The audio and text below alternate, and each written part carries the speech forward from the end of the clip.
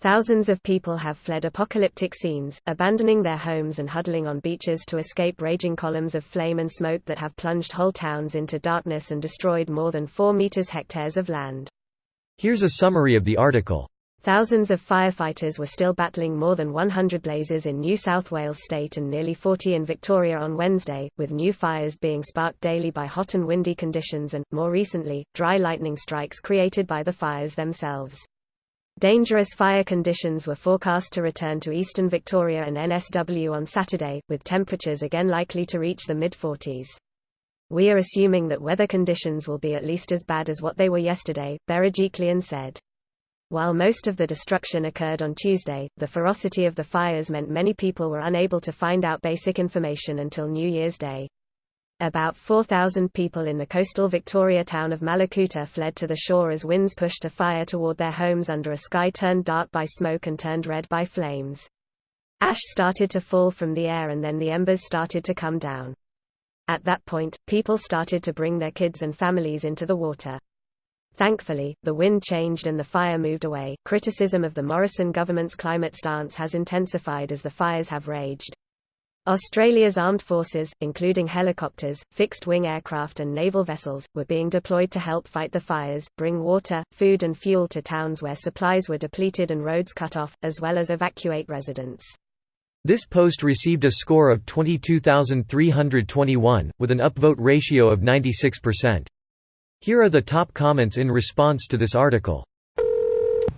For people following the news it's pretty obvious, but a lot of people don't bother reading articles here, so I'm a little surprised Australia isn't in the title somewhere. Here is a link to a video of people driving into a lake to escape fires. That's also where 3 bodies were found after the fire moved through. Here is an actual warning from the RFS when the fires get too close to you and there's no road out. Note, the extreme heat is likely to kill you well before the flames reach you. I felt stressed seeing them outside their cars, Instagramming when these guys should have been in their cars as soon as possible, because it was their best bet. Fuck man, that "it is too late to leave" really got me. The hardest part is that in a lot of cases right now it goes from watch and act to it is too late to leave in a couple of short minutes. We are used to having more time to act between these warnings, which is what's catching a lot of people out. It's so awful. Insane, and sad. This is actually where I live and have been fighting the fires in the mountains surrounding my home. The fires have been burning in forest that has been previously logged and trying its best to regenerate and regrow and turn back into the forest it once was. The actual untouched remnant Gondwana rainforest in our area has not burnt and has actually stoked the fires on its own at its edge. Still heartbreaking to watch the forests burn, but is one small positive amongst the smoke knowing that this ancient forest remains intact for now. I also live in that region, so thank you, mate. In the last week I saw the Bellinger and the Kalang rivers and I was shocked at how brown and silty they were. They are low as well, but usually the parts one go to are crystal clear, even when low. There's just so much runoff from nearby fires and not enough rain to clear it. Also, there haven't been the usual big spring rains for a few years. Everyone I know out there is buying water now and double filtering rainwater, what little there is, and avoiding the river water. Oh boy, be prepared for flooding. Wildfires are almost always followed by flooding. Without your highland, midland, and lowland forests there is nothing stopping water and mud from rushing to the ocean. Australian politicians, this is fine. Morrison's response was literally, "Go watch the cricket."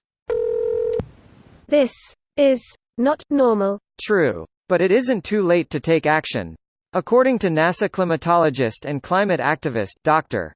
James Hansen, becoming an active volunteer with this group is the most impactful thing an individual can do for climate change. There are groups working together in Australia, the US, and internationally. For other expert opinion on how individuals can make a difference, see here. This video was automatically created by Reddit to speech. The article and comments in this video were selected from Reddit according to their upvotes, and any paraphrasing was performed by smmry.com, without any human intervention.